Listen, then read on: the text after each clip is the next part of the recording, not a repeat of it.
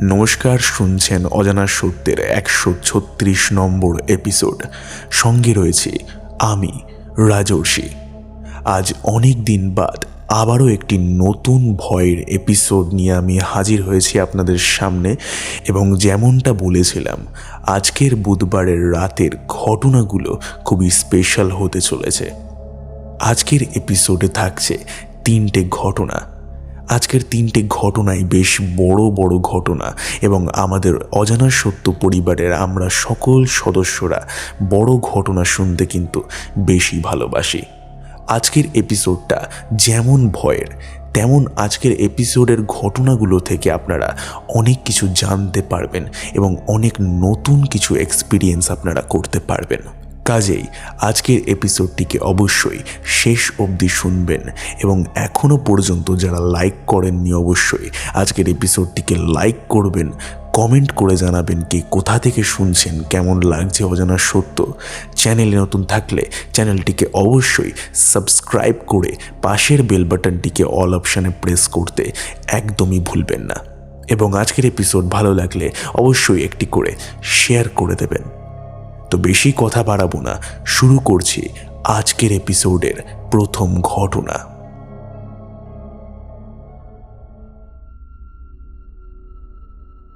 আমাদেরকে ঘটনা লিখে পাঠিয়েছেন মোহাম্মদ নবাব। তিনি যেরকম করে লিখেছেন আমি সেরকম করেই পড়ে শোনাচ্ছি। দাদা বরাবরের মতো আবারও নতুন একটা ঘটনা নিয়ে আমি হাজির হয়েছি। আমি মোহাম্মদ নবাব। আসসালামু আলাইকুম। কেমন আছো দাদা? আশা করি ভালোই আছো আল্লাহর রহমতে। আমিও ভালো আছি আল্লাহর অশেষ মেহেরবানিতে, আলহামদুলিল্লাহ। দাদা, ঘটনাটা ঘটেছে আমার মায়ের সাথে। একটা কথা বলে রাখি, আমাদের 3 ভাই বোনের জন্মটা হয়েছে ঢাকা কেরানীগঞ্জে। আমরা বড়ও হয়েছি ঢাকার কেরানীগঞ্জে। রামপুরাতে এসেছি আজ প্রায় 14 বছর ধরে। যাই হোক, বেশি কথা না করে আসল ঘটনায় চলে যাই। সময়টা ছিল 1994। তখন আমার জন্ম হয়নি। দাদা, আমার আগে আমার একটা বোন হয়েছিল। যখন ঘটনাটা ঘটেছিল তখন ওই বোনটা আমার আম্মুর পেটে ছিল। দাদা, তখন আমরা কেরানীগঞ্জে ভাড়া বাড়িতে ভাড়া থাকতাম। আমরা যে বাড়িতে ভাড়া থাকতাম ওই বাড়িটা ছিল একটু গ্রামের দিকে, একটা নদীর পাশ দিয়ে। গাছগাছালি দিয়ে বাড়িটা ঢাকা ছিল। তো আমাদের ঘরের সামনে বড় একটা কামরাঙা গাছ ছিল।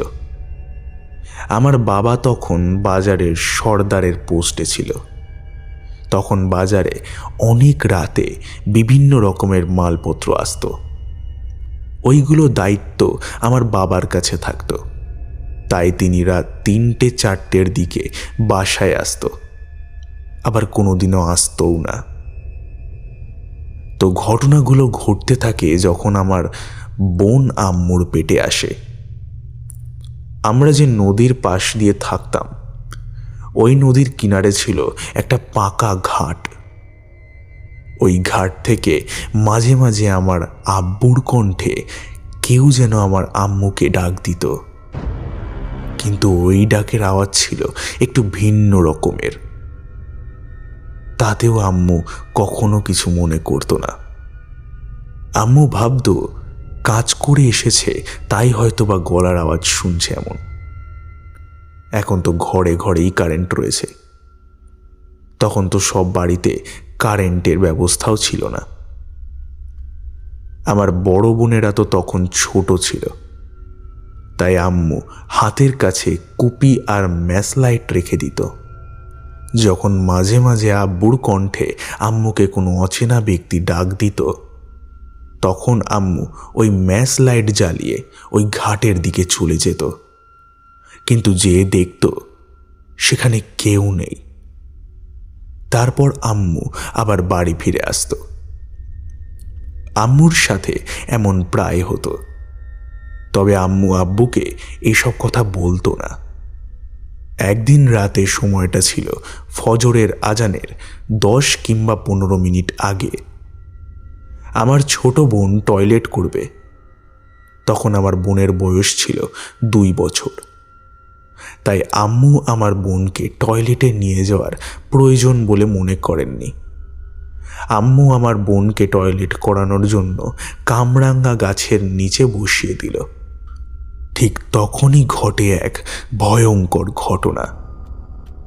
হঠাৎ চারিদিকটা কেমন যেন নিঝুম হয়ে গিয়েছে, আর হঠাৎ ঝিমঝিম বাতাস শুরু হলো। মনে হচ্ছিল ওই ঝিমঝিম বাতাসের মধ্যে দিয়ে আম্মুকে কেউ যেন তুলে নিয়ে যাবে। এরই মধ্যে আম্মু দেখতে পেল ওই বাতাসের মধ্যে দিয়ে আমার মেজ কাকু একটা লুঙ্গি পরে কাছা মেরে কামরাঙ্গা গাছের ওপরে পা দিয়ে নিচে মাথা দিয়ে ঝুলে আছে, আর মাথাটা ঘোরাচ্ছে। আম্মু তখন ওই দৃশ্যটা দেখে ধ্যানে পড়ে গেছিল। তখন আম্মু এক ধ্যানে তাকিয়েছিল আমার মেজ কাকুর দিকে। এরই মধ্যে দেখতে পেল কাকু উধাও হয়ে গিয়েছে। আবার দেখতে পেল এই একই জায়গাতেই গাছের ডালের ওপরে রয়েছে। হঠাৎ আম্মু দেখতে পায় একটা বুড়ো লোক মাথা নিচু করে অনেক আর্তনাদের সুরে গুনগুন করে কান্না করছে। বুড়ো লোকটার কান্নার আওয়াজটা কেমন যেন আমার এক মামার কণ্ঠের মতো লাগছে। অনেক পরিচিত কণ্ঠ, তাই আম্মু লোকটাকে দেখার লোভ সামলাতে পারল না। তাই আম্মু একটু বেশি আগ্রহের সাথে লোকটার মুখটা দেখার জন্য একটু সামনে গেল। আম্মু যখন লোকটার সামনে গিয়ে দেখার জন্য চেষ্টা করল, তখন আম্মু ওই দৃশ্যটা দেখবার জন্য মোটেও প্রস্তুত ছিল না। আম্মু দেখতে পেল ওই বুড়ো লোকটার চেহারা পুরোটাই হাওয়ায় মেশানোর মতো। মানে ওই বুড়ো লোকটার না ছিল নাক, না ছিল মুখ, আর না ছিল কোনো চোখ। ওই ভয়ঙ্কর চেহারাটা দেখে আম্মু অনেক ভয় পেয়েছিল। এরই মধ্যে ফজরের আজান শুরু হয়ে যায়। তখন আম্মু দেখল সবকিছু আবার আগের মতো ঠিক হয়ে গেছে, আর আম্মুর ঘোরটাও কেটে গিয়েছিল। আম্মু তাড়াহুড়ো করে আমার বোনকে পরিষ্কার করে ঘরে নিয়ে চলে গিয়েছিল। এই ছিল আমার আম্মুর সঙ্গে ঘটে যাওয়া এক হাড় কাঁপানো ঘটনা। যদি এই ঘটনাটা ভালো লাগে তাহলে অবশ্যই জানাবে কেমন লাগলো।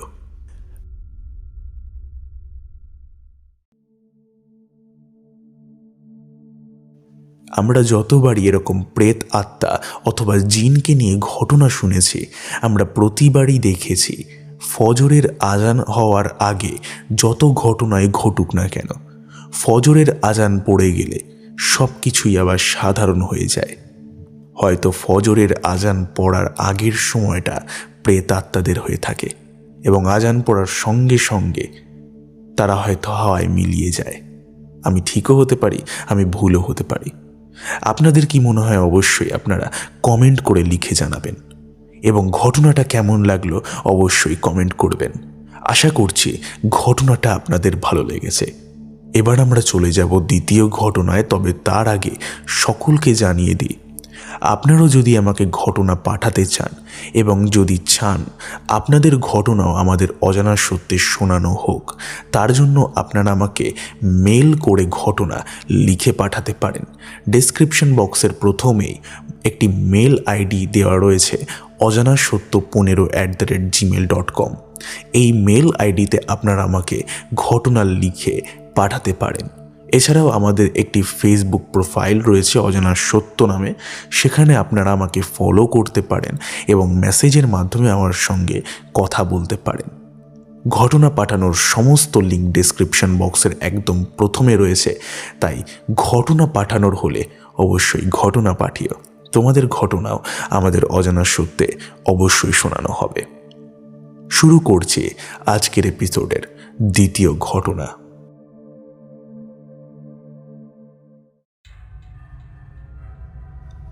ঘটনা লিখে পাঠিয়েছেন আবুল হোসেন। তিনি যেরকম করে লিখেছেন আমি সেরকম করেই পড়ে শোনাচ্ছি। দাদা, আজ যে ঘটনাটা আমি তোমাকে লিখছি এটা আমার জীবনের একটা অলৌকিক এবং বাস্তব ঘটনা, যেটা এখনো আমার মনকে বারবার সেই মেয়েটার কথা মনে করিয়ে দেয়।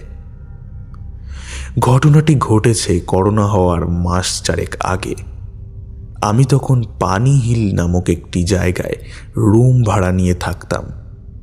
সেখানে আমার এক ভাই ও এক ভাইপো আর 2 বন্ধু একসঙ্গে আমরা একটি রুমে থাকতাম। যাই হোক, ঘটনায় ফিরে আসি। ঘটনাটি হলো এই ভাড়ার রুমকে কেন্দ্র করে, তাই রুমটির বর্ণনা দিলাম। প্রায় সন্ধ্যা 7টা বাজে। আর শুয়ে থাকা চলবে না, 8টার মধ্যে ডিউটি জয়েন করতে হবে। আজ রবিবার। এই শনিবার এবং রবিবারে রেস্টুরেন্টে খুব ভিড় থাকে। তবুও এই শীতকালের সন্ধ্যায় বেশ ঠান্ডা ঠান্ডা করছে। ভাবছি চাদরটা একটু ঢাকা দিয়ে শুয়ে থাকি।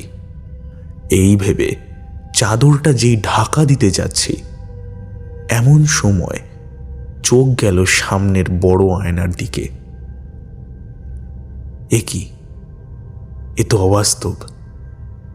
একটা 20 থেকে 22 বছর বয়সের শ্যামলা মেয়ে আয়নার সামনে দাঁড়িয়ে গুনগুন করে গানের সুর ভাজছে এবং তার ঠোঁটে মোটা করে লিপস্টিক লাগানো রয়েছে।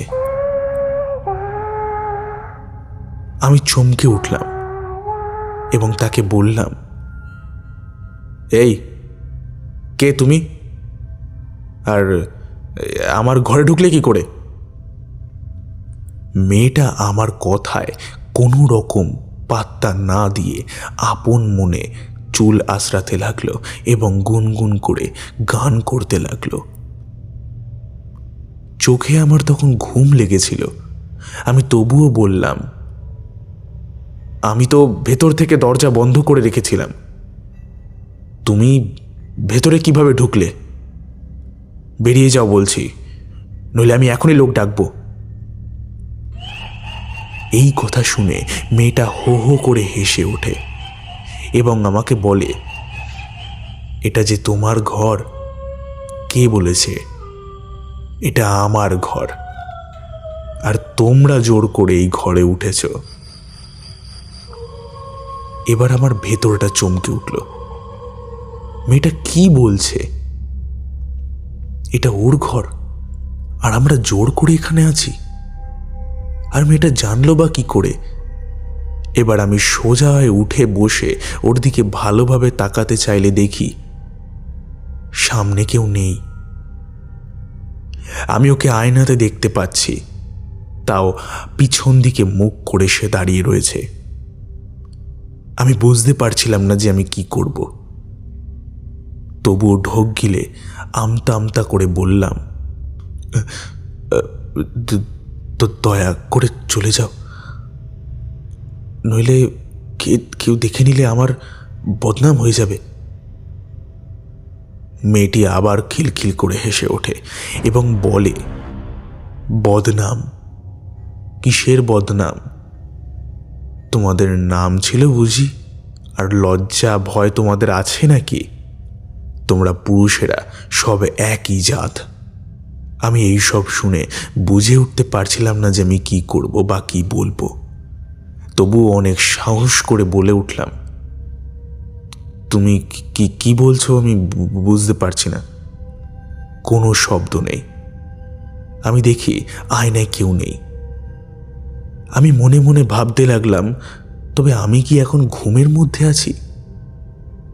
আমি নিজের চুল টেনে নিজেকে চিমটি কেটে বুঝলাম যে না, আমি স্বপ্নে নেই। আমি যেমন তেমন করে ডিউটি গেলাম। মাথায় একটাই চিন্তা, মেয়েটাকে আর কোথা থেকে আসলো, আর কেনই বা সে আমাকে এত কথা বলল। নানান রকম চিন্তা মাথায় নিয়ে রাতে শুয়ে পড়লাম আর ওই সব ভাবতে লাগলাম। কে সেই মেয়েটা, আর কেনই বা সে এই ঘরে এলো? এই কথাটা আমি কাউকে বলিনি। আমি ব্যাপারটাকে চেপে গেলাম। পরদিন বিকেলে ঘুমের ভান করে পড়ে রইলাম। আজ মেয়েটাকে দেখতে পাবো কিনা এই সব ভাবতে ভাবতে একটু তন্দ্রা এসেছে। আর এমন সময় নাকের মধ্যে একটি দামি পারফিউমের গন্ধ পাচ্ছি। কি তীব্র গন্ধ, যেন মাথা ধরে যাচ্ছে। আমি ভাবছি মেয়েটা আবার আসলো কিনা। আর ওইদিকে বাথরুম থেকে হঠাৎ জল পড়তে শুরু হলো। তখনই আমি দৌড়ে গিয়ে বাথরুমে গেলাম এবং দেখলাম দরজা বন্ধ। আর কান দিয়ে শুনতে পারলাম ভেতরে কেউ যেন রয়েছে। আমি জিজ্ঞেস করলাম, এই ভেতরে কে? আমি মেয়েটার গুনগুন করার শব্দ শুনতে পেলাম। আমি আর সহ্য করতে না পেরে টেবিল থেকে ফল কাটার ছুরি হাতে নিয়ে দরজার সামনে গিয়ে দরজায় একটা জোরে লাথি মারলাম। দরজাটা খুলেও গেল। তবে দরজা খোলার সঙ্গে সঙ্গে আমি দেখি ভেতরে কেউ নেই, শুধুমাত্র কল থেকে জল পড়ছে। আমি কলটাকে বন্ধ করে দিলাম। এবার আমি জোর গলায় চেঁচিয়ে বললাম, তুই যেই হোস না কেন, আমাকে দেখা দে। আমি তোমাকে দেখতে চাই। তোমার সব কথা আমি শুনব। কিছুক্ষণ চুপচাপ থাকার পর মেয়েটা বলল, তোমাকে আমি সব কটা কথা বলতে পারি, কিন্তু তুমি আমাকে একটা শর্ত দাও। তুমি আমাকে এই ঘর থেকে তাড়াবে না। আমি বলে উঠি, ঠিক আছে। তারপর আমি জিজ্ঞেস করলাম, তোমার নাম কি? মেয়েটা আবার আয়নার ভিতর থেকে বলে উঠল, আজ নয়, কাল আমি তোমাকে আমার ঘটনা জানাবো। দেখি আয়নার মধ্যে কেউ নেই। আমি পরের দিনের অপেক্ষায় রইলাম। আজ তাড়াতাড়ি ঘরে এসে তার অপেক্ষা করতে লাগলাম। হঠাৎ দেখি ঘরের কোণ থেকে ফুপিয়ে ফুপিয়ে কান্নার আওয়াজ আসছে। বুঝতে পারলাম ওই মেয়েটাই কাঁদছে। আমি জানতে চাইলাম, তুমি কাঁদছো কেন? সে কিছু না বলে আরো জোরে জোরে কাঁদতে লাগলো। আমি বললাম, আমার কাছে এসে বসো, তুমি বলেছিলে না আজ সব বলবে। মেয়েটা এবার একটু শান্তভাবে বলল, আমি তো তোমার মতো মানুষ নই যে তোমার কাছে এসে বসবো। আমি যে একটা প্রেত, আমার দেহ নেই। আর তুমি একটা প্রেতের সঙ্গে কথা বলতে ভয় পাচ্ছ না? আমি তখন বলে উঠি, ভয় কিসের? তুমি তো আমার কোনো ক্ষতি করছো না। মেয়েটা বলতে আরম্ভ করল, তার নাম শাওনি। সে ইউপি থেকে বম্বেতে এসেছিল। বিয়ার বারে সে কাজ করত। তারই গ্রামের মেয়ে সায়েল এবং বিন্দ্রা তাকে এনেছিল। সে ওদের সঙ্গে একটি নামি লেডিস বারে ডান্স করত। তখন বেশ পয়সা ইনকাম করত তারা। সেই কারণে তারা এই ঘরটা ভাড়া নিয়ে থাকত। শাওনি সব থেকে ভালো নাচ করত, তাই ওর ইনকামটাও বেশি হতো। ওই হোটেলের নবীন রায় প্রতিদিন আসত। সে এক বোতল বিয়ার খেয়েই সারাক্ষণ শাওনির দিকেই চেয়ে থাকত। শাওনি বুঝতে পারত ব্যাপারটা। একদিন নবীনবাবু একজন ওয়েটারের হাতে তার ফোন নাম্বার দিয়ে শাওনিকে ফোন করতে বলেন। এইভাবেই শাওনির সঙ্গে নবীনবাবুর প্রেম জেগে ওঠে। নবীনবাবু বাঙালি হলেও বড় ব্যবসায়ীর ছেলে। তিনি শাওনিকে নিয়ে গিয়ে একটি হোটেলে গিয়ে রাত কাটান। এইভাবে বেশ কিছুদিন তারা দুজনে আনন্দ ফুর্তিতে কাটাতে থাকে। পরে শাওনি যখন বুঝতে পারে সে জীবনের সব থেকে সুখের মুহূর্তে পৌঁছাচ্ছে, সে মা হতে চলেছে, সে নবীনবাবুকে সব জানায়। নবীনবাবু তাকে নিয়ে একটি ফ্ল্যাটে চলে যাবেন এবং সেখানে ভাড়া করে থাকবেন। কিছুদিনের জন্য তিনি দিল্লি যাচ্ছেন। এসেই বিয়ে করে দুজনে মিলে ফ্ল্যাটে উঠবেন। শাওলিও বিশ্বাস করে আশায় তার জন্য বসেছিল এবং দিন কাটাতে লাগলো। তবে নবীনবাবু আর আসে না, তার ফোনও বন্ধ হয়ে যায়। শাওনির বান্ধবীরা এমনিতেই তাকে দেখে হিংসা করত। এখন সুযোগ পেয়ে তারা শাওনিকেও ছেড়ে একটা অন্য ঘর ভাড়া নিয়ে চলে যায়। শাওনি এই অবস্থায় বাড়ি গিয়েও বা কী করবে? লোকে তার মা বাবাকে নানানভাবে অপমান করবে। এই সব কথা চিন্তা করে শাওনি নিজেই আত্মহত্যা করে সেই ঘরে। কিন্তু শাওনি নিজের আত্মহত্যার প্রতিশোধ নিয়েছিল। সে একদিন রাতের দিকে নবীনবাবুর গাড়ি দেখতে পায়। তখন অন্য একটি মেয়ের রূপ ধারণ করে নবীনবাবুর কাছে লিফট চায়। তারা যখন রাতের দিকে ওই কাটার রোডে আসে, তখন শাওলি নিজের আসল রূপে চলে আসে এবং তাকে তাড়া করে।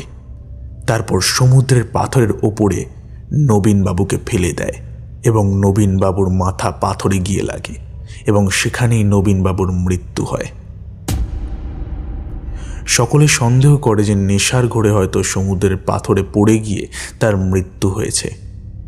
আমি তাকে জিজ্ঞেস করি যে তারপর কি হয়েছিল। সে জানায় তার লাশ নাকি মিউনিসিপ্যালিটি হসপিটালে ময়নাতদন্তের জন্য রাখা হয়েছিল, তবে লাপারিশ লাশ বলে তার লাশটাকে সমুদ্রে ফেলে দেওয়া হয়। সেই থেকে আমার আত্মা শান্তি পায়নি।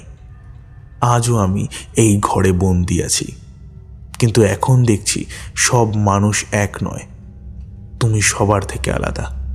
যদি পারো তো আমার নামে পিণ্ডদান করে দিও, নইলে পুজো দিয়ে আমার আত্মার শান্তি কামনা করো।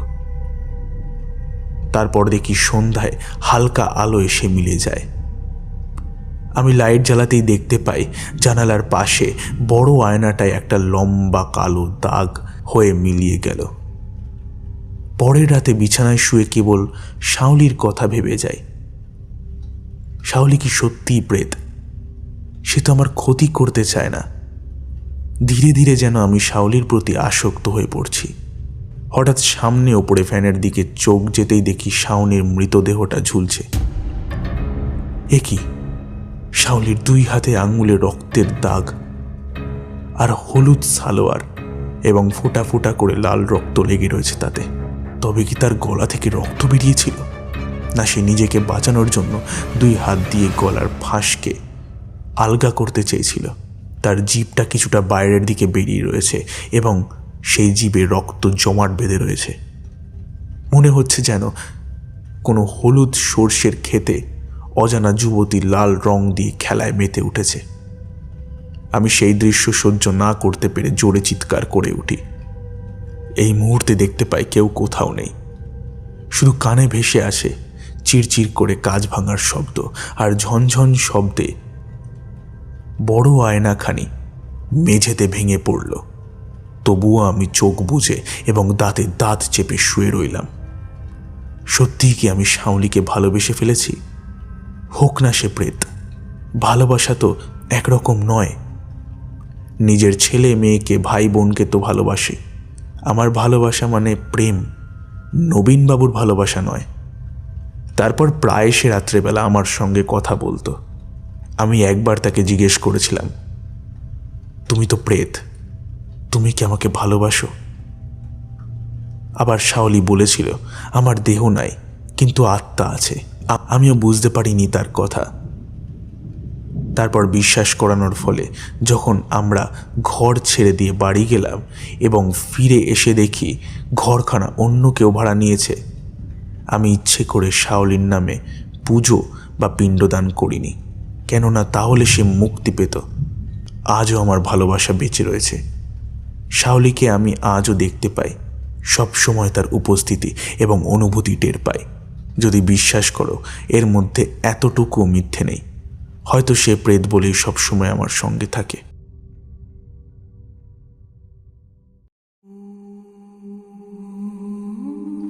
এই ঘটনা বিষয়ে আমি বেশি কিছু বলবো না। আপনাদের কি মনে হয় অবশ্যই আপনারা কমেন্টে জানাবেন। ঘটনাটি আপনাদের সত্যি লেগেছে না মিথ্যে লেগেছে? ঘটনাটি সত্যি হোক বা মিথ্যে, ঘটনাটি বেশ একটু অন্য ধরনের। এরকম ধরনের ঘটনা আমাদের অজানা সত্যে প্রথমবারই শোনানো হলো। এরকম ঘটনা আগে কখনো শুনিনি, এই প্রথম শুনলাম এবং প্রথম অজানার সত্যে শোনানো হলো। আশা করছি আপনাদের ভালো লেগেছে। ভালো লাগলে অবশ্যই লাইক করবেন এবং শেয়ার করবেন সকলের সঙ্গে। চলে যাব আজকের এপিসোডের অন্তিম ঘটনায়। ঘটনা পাঠিয়েছেন এলি। তিনি ক্যালিফোর্নিয়া থেকে আমাদেরকে ঘটনা লিখে পাঠান। তিনি এর আগেও আমাদেরকে ঘটনা লিখেছেন। আজ তিনি আরও একটি ঘটনা লিখেছেন, তো তার ঘটনা আমি পড়ে শোনাচ্ছি। হাই রাজর্ষি, তুমি কেমন আছো? আমি এলি। আগে তুমি আমার একটা ঘটনা শুনিয়েছ, তার জন্য তোমাকে অনেক অনেক ধন্যবাদ। আজকে তোমার সঙ্গে আরও একটি ঘটনা আমি শেয়ার করতে চাই, যেটা আমার এক মেক্সিকান ফ্রেন্ড অ্যাভিলেজের ফ্যামিলির সঙ্গে ঘটেছিল। তো ঘটনাটা শুরু করছি। 2013-তে আমি কোটাতে যাই জেইই এক্সামের কোচিংয়ের জন্য। আমি ওখানকার একটা নামকরা কোচিং সেন্টারে ভর্তি হই। কোচিং সেন্টারের নামটা আমি এখানে জানালাম না। আমি লাইব্রেরিতে জয়েন করি। লাইব্রেরিতে আমি একটা কোণে বসে আমার পড়াশুনো করতাম। ওখানে আমার পাশে একটা মেয়ে এসে বসে পড়তো। আমাদের সেখানে পরিচয় হয় এবং তার নাম আমি জানতে পারি। তার নাম ছিল প্রিয়াঙ্কা। ও আস্তে আস্তে আমার সঙ্গে কথা বলতে থাকে এবং একে অপরের সঙ্গে আমাদের পরিচয় হয়। তাতে আমি জানতে পারি মেয়েটার বাড়ি কটকে, যেখানে আমার বাড়ি, এবং এটাও জানতে পারি ওর বাড়ি থেকে আমার বাড়ি মাত্র 4 কিলোমিটার রাস্তা, বা তারও কম ছিল। ও ছিল আমার সিনিয়র। ও ড্রপ নিয়ে জেইই পরীক্ষার প্রিপারেশন নিচ্ছিল। আমি যখন ক্লাস 11-এ তখনই আমি চলে গেছিলাম। ওর আর আমার ব্যাচ আলাদা ছিল। আমাদের খালি লাইব্রেরিতেই দেখা হতো। প্রিয়াঙ্কা আমার সিনিয়র থাকায় ও আমাকে আমার স্টাডিতে অনেক সাহায্য করত। আমি 5 কি 6 মাস পর আমার বাড়িতে আসতাম, কারণ আমার ক্লাস 11 আর ক্লাস 12-এর স্কুল এক্সামের জন্য। ও তখন আমাকে আমার কটক শহরের বিভিন্ন জিনিস নিয়ে যাওয়ার কথা বলতো। আমিও যখন বাড়িতে আসতাম ওর জন্য কিছু না কিছু লোকাল জিনিস নিয়ে যেতাম। যখন আমি 2015 সালের ফেব্রুয়ারির 20 তারিখে শেষবারের জন্য বাড়ি আসি, কারণ মার্চ থেকে আমার 12-এর বোর্ড এক্সাম আর জেইই এক্সাম ছিল, প্রিয়াঙ্কা তখন আমায় একটা চিঠি দেয় আর বলে আমার এক্সাম শেষ হলে যেন আমি ওর বাড়িতে এটা পৌঁছে দিই। আমার সব পরীক্ষা শেষ হওয়ার পর 2015 সালের এপ্রিল মাসের 5 তারিখে আমি ওর বাড়ি যাই। ওর বাড়িতে গিয়ে আমি ভীষণভাবে অবাক হয়ে যাই। তার কারণ আমি যখন ওর কথা ওর বাড়ির লোককে বলি, ওর বাড়ির লোকের চোখে জল এসে যায়, কারণ তার 2 বছর আগের পরীক্ষা খারাপ হওয়ার কারণে সে সুইসাইড করে। প্রিয়াঙ্কার বাবা আমার চিঠিটা আমাদের সামনে খুলে পড়ে। চিঠিতে লেখা ছিল, মা ও বাবা, তোমরা আমায় ক্ষমা করে দিও। আমি তোমাদের ভালো মেয়ে হতে পারলাম না। আমি একজন হেরে যাওয়া মানুষ। তোমরা আমাকে ছোট থেকে এমন কিছু দিয়েছ, তার বিনিময়ে আমি তোমাদের কিছুই দিতে পারলাম না। তোমরা মানসকে পড়ার জন্য বেশি চাপ দিও না। ও যা করতে চায় ওকে তাই করতে দাও। তোমরা জোর করে ওকে সায়েন্স নিয়ে পড়তে বাধ্য করো না। আর্টস আর কমার্সেও ভালো ফিউচার আছে। মানস ক্রিকেট খেলতে ভীষণ ভালোবাসে। মানসের ক্রিকেট খেলাটা বন্ধ করে দিও না। মানস হচ্ছে প্রিয়াঙ্কার ছোট ভাই। চিঠিটা পড়ে সবার চোখে জল এসে যায়। প্রিয়াঙ্কা আমাকে বলেছিল আমি যাতে এই কলেজগুলোতে কাউন্সেলিংয়ে অ্যাপ্লাই করি, তাতেই আমার সিলেকশন হবে। সে আমাকে এটাও বলে এই কলেজগুলোতে কাউন্সেলিং না করলে কলেজগুলোতে সিলেকশন হবে না। আমারও ঠিক তাই হলো। আমার ক্লাস 12-এর বোর্ড এক্সাম এবং জেইই পরীক্ষায় ভালো র্যাঙ্ক থাকায় আমিও আইআইটি রর্কি সিএসই ব্রাঞ্চে সিলেকশন হই। আমি শেষবারের মতো কটকে যাই আমার আইআইটি সিলেকশন হয়ে যাওয়ার পর। আমি সেখানে গিয়ে প্রিয়াঙ্কার বিষয়ে অনেক প্রশ্ন করি, শুধু একজন আমার অতি প্রিয় স্যারকে ছাড়া প্রায় সবাই আমার প্রশ্নটাকে এড়িয়ে যায়। স্যারের কাছ থেকে জানতে পারি প্রিয়াঙ্কার বাবা যা বলেছিল সব কটা কথা আবার স্যার আমাকে বলে, আর তার সঙ্গে এটাও বলে কাটাকের স্টুডেন্টদের পরীক্ষায় ফেল হবার কারণে সুইসাইড নাকি একটা সাধারণ কথা। আর শেষবারের জন্য যখন আমি লাইব্রেরিতে আমার বসে থাকার প্লেসে যাই তখন লাইব্রেরি প্রায় ফাঁকা। সেখানে আমি আরও একটা লেটার দেখি। লেটারের ওপরে দেখি বড় বড় করে লেখা আমার নাম। তাই আমি ওই লেটারটাকে পড়ি এবং লেটারে লেখা ছিল, thanks a lot, best of luck for your bright future.